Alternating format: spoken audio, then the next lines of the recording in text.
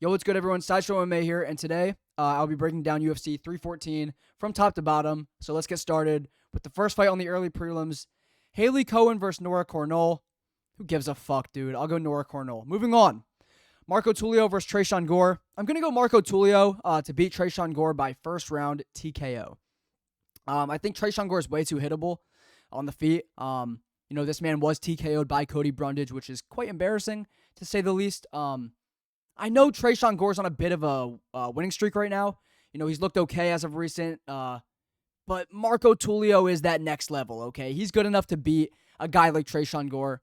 He's a fun, exciting prospect, really clean striker. He manages distance well. Sometimes he tends to do a little too much. Like, he'll be spinning unnecessarily. He'll be throwing a jump knee unnecessarily. But he doesn't really overdo it too much. It was more of a regional scene kind of thing. He's kind of chilled out a little since he's been in the UFC. It's only really a sometimes thing, and like I said, he's chilled out. But he does have 3 back-to-back finishes, so it's clearly not getting him, in any trouble, or getting in the way of him finishing an opponent. It's just me nitpicking a bit at his flaws, but other than that, like I said, good technical fighter. I think he'll be a little too slick for Tresean Gore, especially on the feet. I don't think the grappling will play much of a factor. I think Tulio will be able to negate the grappling of Tresean Gore if he does decide to mix it up. I think he'll be able to TKO Tresean Gore pretty early into the fight. I'm going to go round 1 TKO for Marco Tulio. I think if Cody Brundage can find it, Marco Tulio can find it. That's just my take on that. On to the next fight, Mitch Raposo versus Sumo Dwergi. I'm going to go Mitch Raposo to beat Sumo Dwergi. Raposo has really slick boxing. I think it'll be hard for Sumo Dwergi to deal with it. We saw Sumo Dwergi struggle with Charles Johnson in his last fight, in particular with the boxing. Sumo Dwergi also recently lost to Tim Elliott, and before that, Matt Schnell. Matt fucking Schnell, come on, dude. I can't see you lose to Matt Schnell and then pick you to beat a guy like Mitch Raposo. It's not going to happen. Raposo's coming off of a loss, but the loss was to Andre Lima, who's super good. He went to a split decision with him too, which is not a bad look at all. And that was also in his UFC debut. I would like to say that. Went to a split decision with Andre Lima in his UFC debut. Nothing to be ashamed of there. Mitch Raposo did lose to Jake Hadley on the Contender Series in 2021, but since then he went on a 4-fight win streak on the regional scene. He looked super improved. Something Raposo did against Hadley was mixing the takedowns, and I can definitely seeing him do it against Sumo Dwergi in this fight, especially if he's piecing him up on the feet. But he's having a hard time finishing Sumo Dwergi, which I can see being a factor. I definitely see him mixing in the takedowns and getting a 30-27 decision over Sumo Dwergi. I think the boxing will be too much. The grappling will be too much.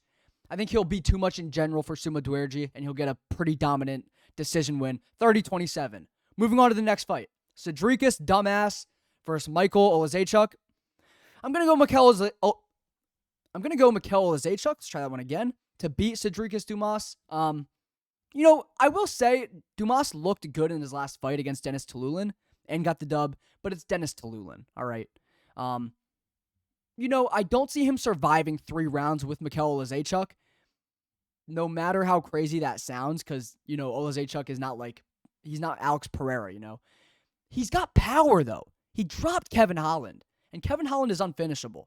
So that is impressive. People fucking forget, dude. He dropped Kevin Holland. Close round with close rounds back and forth-ish with Shara Magomedov. And I think he'll break his little 3-fight losing streak he's on against Dumas. Dumas was KO'd by Nursultan and Ruziboev, which isn't a bad loss at all. Ruziboev does have a ton of power, and when you get caught the way Dumas did, you're going to sleep, all right? That will happen. But I think Olazechuk will be too good for Dumas in the striking. Dumas does have a good reach advantage over him, so I think that might make things a little tricky for Olazechuk early. But I think as the fight progresses, Mikel Olazechuk will get the decision win over Cedrikus Dumas. I think he'll have the bigger moments. I can see him hurting Dumas. I can see him dropping him even. I'm going to go Mikel Olazechuk, 29-28 win over Cedrikus Dumas. Quick little breakdown there. Moving on to the next fight. Darren Elkins versus Julian Erosa. Close fight. Close-ass fight, dude. I'm leaning Julian Erosa. Darren Elkins is 40 years old now. I know he looked pretty good. He looked, not pretty good. Come on, dude. He looked all right against Daniel Pineda in his last fight. I don't know. It's not enough to convince me that he's not washed. All right, he's 40. Come on, dude. I know Arosa's not that good, but I don't know. I don't know. I don't think it'll be a complete beatdown from Arosa. Um, I can honestly, I don't know. I can see it being pretty back and forth. It's a close fight for sure. I can see Arosa barely pulling ahead, but I will say Elkins is washed. But Arosa's not that good, so it's like Arosa won't dominate Elkins in the way Elkins should be dominated. I can see Arosa and Elkins having a pretty sloppy brawl on the feet for a majority of the fight. Maybe Arosa mixing in the grappling. He did tap Christian Rodriguez in his last fight, which is quite impressive. Maybe I don't know. Christian Rodriguez, he's got some question marks about him. All right, he beats prospects, but he loses to Julian Arosa. Doesn't make sense. All right, so we'll see. I'm gonna go Julian Arosa 29-28 over Darren the Damage Elkins. I think, like I said, I think it'll be pretty sloppy on the feet. Maybe a little bit of a war, but like a sloppy war, if you know what I'm talking about. And I think Arosa's grappling will pull him ahead in that fight and will ultimately get him the win. Close fight, 29-28 decision win for Julian Arosa. Moving on, Chase Hooper versus Jim Miller. I'm gonna go Chase Hooper. I think he'll TKO Jim Miller with ground and pound. I can so see that. Can you see that? Can you see that? Jim Miller getting TKO'd brutally by Chase Hooper in the ground and pound. I can see it so well, dude. I think Chase will be able to get Miller down without having to strike much. I can see Miller coming forward. He's a lot smaller than Hooper, so he's going to need to come forward to be in range. Hooper's 6'1", Jim Miller's 5'7". So Miller will have to come forward, which I think benefits Hooper a lot. I think Hooper will be able to get him down and quickly pass Jim Miller's guard and TKO him. Here's why I'm saying TKO. Jim Miller took a ton of damage against Bobby Green, life-shortening damage. And I think a bulked up Chase Hooper will get Jim Miller out of there. I can see it. Like I said, I can see it being brutal. I know Jim Miller subbed Damon Jackson in his last fight, but he's not subbing Chase Hooper. That's not happening. Hooper's super improved as of recent. Beat Vyacheslav Borshev, which was, a really good win at the time. Not so sure about Borshev after that Tom Nolan fight, if I'm being honest, but, it's a good win. It's a good win for Hooper. I won't discredit him. Either way, Hooper did sub Clay Guida after that, which, it is what it is. It's still a good win. It's Clay Guida, but he's a fucking fossil, dude. But yeah, it's impressive. Chase Hooper's super improved. He's bulked up. He's stronger. He's not as frail as he used to be. He's better, more confident. I think he'll beat Jim Miller, and I think he'll TKO him, and it'll be quite brutal. I'm going to go first round ground and pound TKO for Chase Hooper in that fight. I think it'll be brutal. Rest in peace, Jim Miller. Moving on to the next fight. Yan Xiaonan versus Verna Jandiroba. It's actually a sick women's fight. I usually skip over them because they're not really worth my time to break down, but this one I'll speak on a little. I'm going to go Verna Jandiroba. I like Yan Xiaonan a lot. I think she's a really good striker, and she's actually talented. But I think Verna Jandiroba is better. She subbed Amanda Lemos, beat Lupita Godinez, beat Marina Rodriguez, beat Angela Hill. She's doing her thing in the division right now. She's very good. She looks good while she's winning. She's what I mean by that is dominating, by the way. And yeah, I do think she's good enough to get a 29-28 decision victory over Yan Xiaonan. I think she'll mix in the grappling. I think Yan Xiaonan will be winning in the striking. But I can see the grappling of Verna Jandiroba being too much for Xiaonan, and I think she'll win a decision. Yeah, that's all I'll say on that fight. Moving on to the next fight, Dan Ige versus Sean Woodson. Unfortunately, I'm gonna go Dan Ige, and I'm gonna drop a little bit of a hot take on Dan Ige real quick. All right, so here's what I'll say about Ige. People like to pretend Dan Ige is some sick, badass power puncher. He's not. He's fucking boring, dude. He's not very good either. He's 3-6 in his last 9 fights, and he never has entertaining fights unless he gets an early finish, and he's only been able to do that against guys like Andre Fili and Damon Jackson. So, I don't care much for Dan Ige, and I don't want him to win this fight. I think there's way more hype if Sean Woodson wins this fight, but I don't think he will. I think Ige will beat the hell out of Sean Woodson. I think the key to Ige winning this fight is the grappling. And I see people picking Dan Ige to KO Woodson, which I kind of get because Ige did drop Lerone Murphy. Woodson looks super prone to being KO'd, but I don't think it'll be by Dan Ige. I really don't. I think he'll be too rangy on the feet for Ige, and I think he'll probably be piecing him up on the feet in the boxing, And I can see him kicking Ige's body a lot as well in round 1, which will make Ige shoot. And I think Ige will easily get Woodson down with little resistance and beat his fucking ass. I don't think Sean Woodson will be able to get up. And I can see Danny Ige winning a pretty boring 29-28 decision over Sean Woodson. I think he's too strong for Sean Woodson. Sean Woodson's super fucking frail, especially on the ground. I think Ige will be able to control him super well, pass his guard, do what he needs to do, land ground and pound. I think Woodson will have a hard time dealing with Ige's top pressure as well. Like I said, there is a chance for Woodson to land something and hurt Ige on the feet maybe from range. I think he KO'd Fernando Padilla, was it, in his last fight? With a pretty vicious fucking combo as well. But I don't see him landing that on Dan Ige, if I'm being honest. I don't think Ige is also dumb enough to stand there and let himself get TKO'd with combos, especially by Woodson's rangy shots. I don't think Ige will just stand there and cover up and let Woodson tee off on him and TKO him. Ige will just shoot. The second Ige, he can't get in range, he can't land his own shots, he's just going to shoot. And I think he'll dominate Woodson on the ground in rounds 2 and 3. I think Woodson will win the first round, getting the better of him in the striking, and then Ige will wake up and take him down in rounds 2 and 3 and win the fight. Yeah, moving on to the next fight. First fight on the main card, Nikita Krylov versus Dominic Reyes. I'm going Nikita Krylov. I think this will be very dominant over Dominic Reyes, unfortunately. Nikita Krylov is very, very good. All right, I know he fights only once every 2 years, but he when he is in there, he's very good. He made quick work of Gustafsson. He made quick work of Ryan Spann. Beat Volkan Ozdemir by decision as well.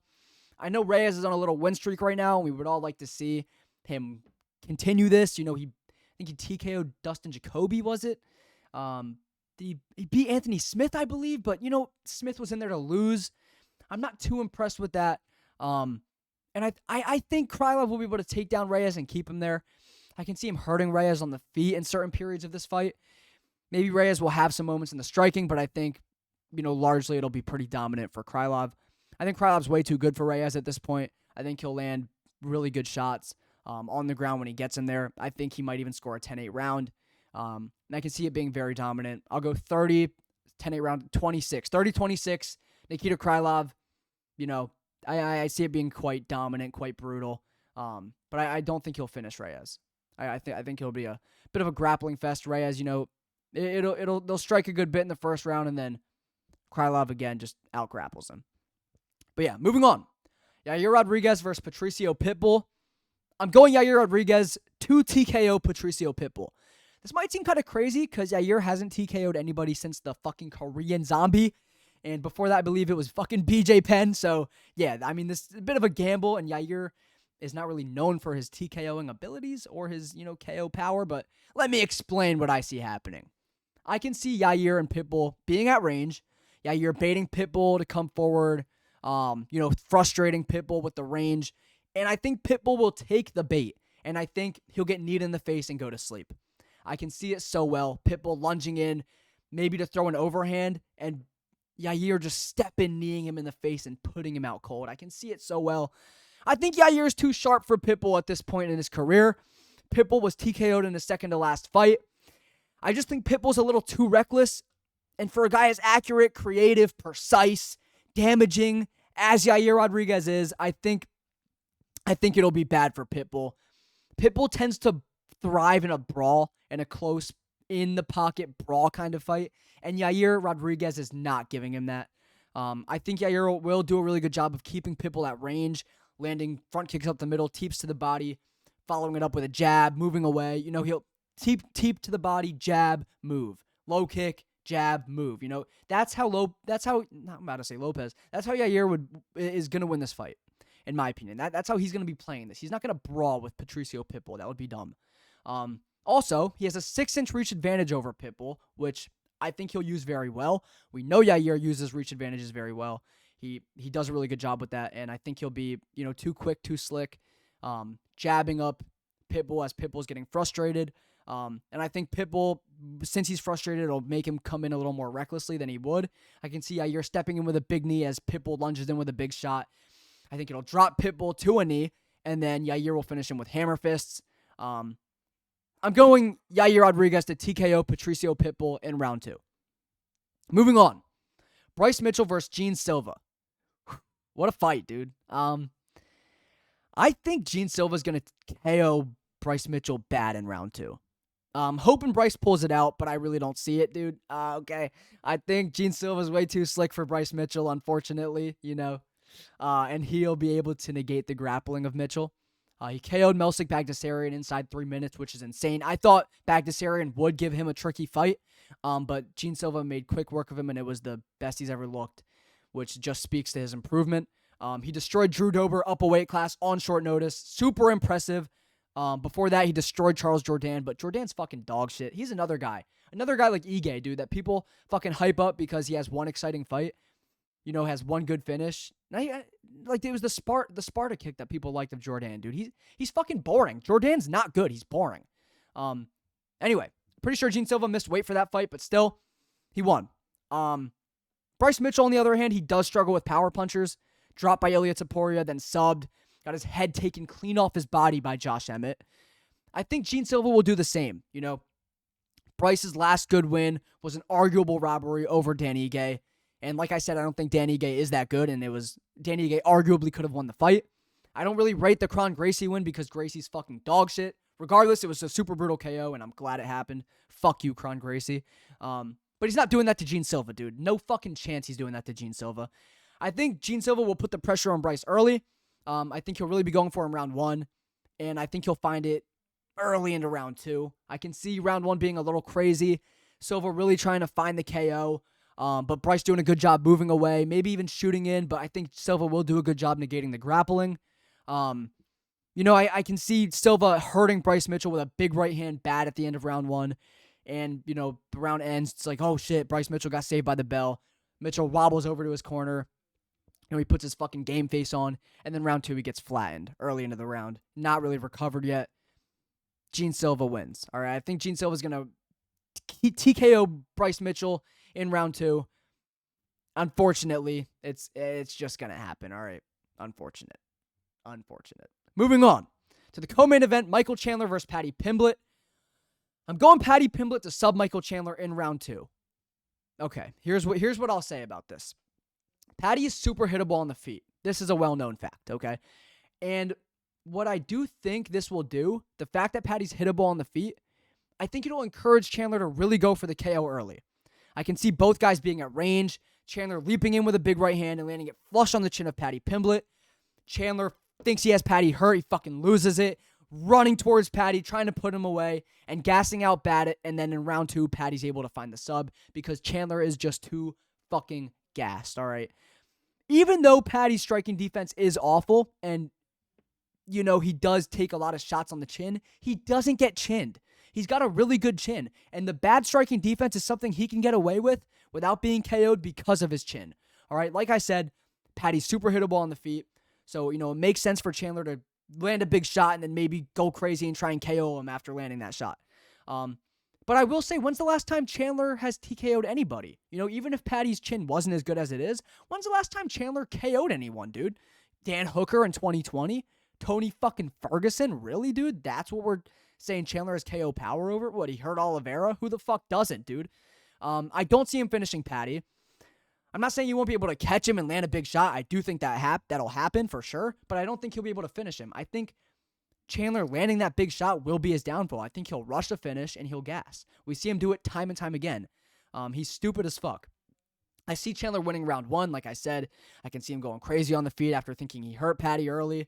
Paddy maybe shoots a takedown and the commentary's like, oh, Paddy trying to survive. Like, he's hurt. I don't think so, buddy.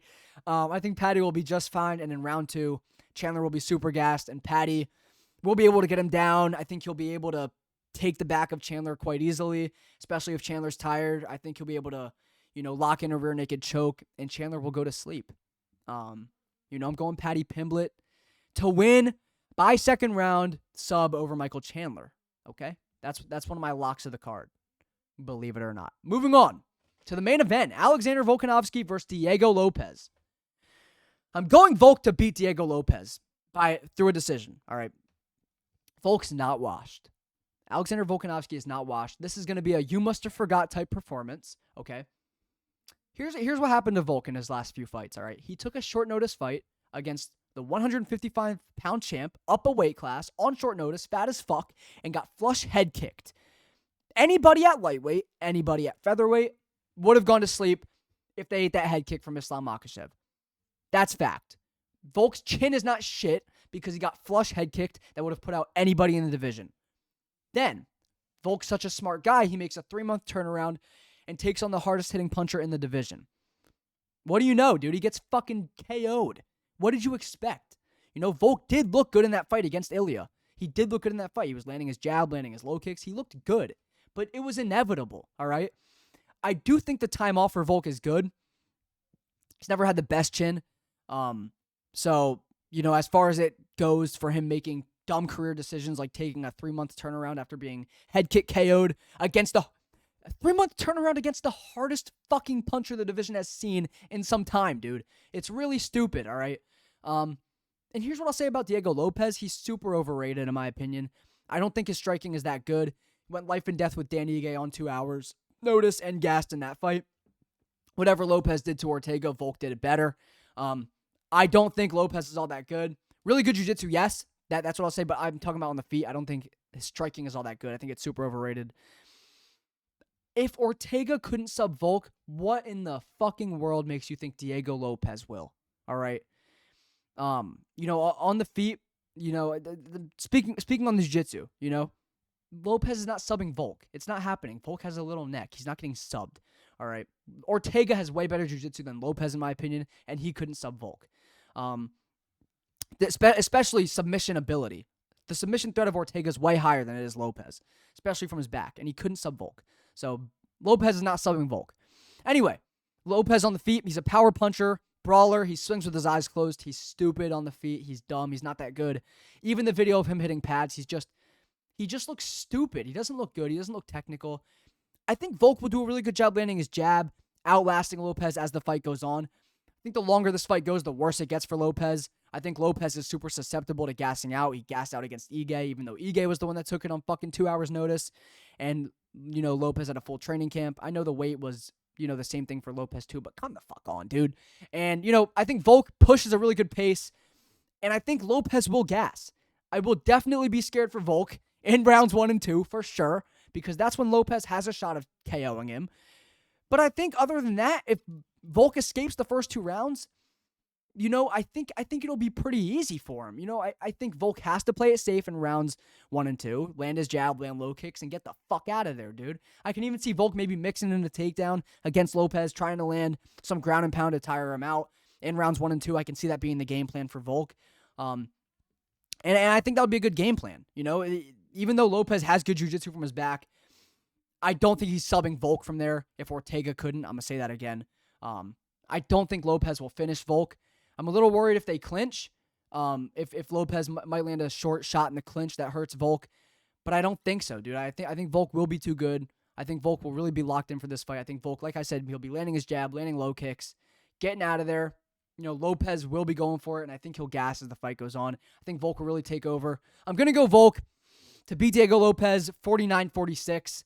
I think Lopez will win maybe the first or second round, and then Volk will win the rest. No, I think Lopez will win the second round. He'll be down the first round. The corner's telling him, hey, we might have lost that round. We need you to go a little bit. And then maybe round 2, maybe he'll hurt Volk. Maybe he'll catch him. Maybe Volk drops for a second, gets back up. He recovers well. And then Volk dominates the rest of the rounds. I can see that being the case. So yeah, those were the predictions for UFC 314. Super excited for this card. Yeah, let's see. Peace.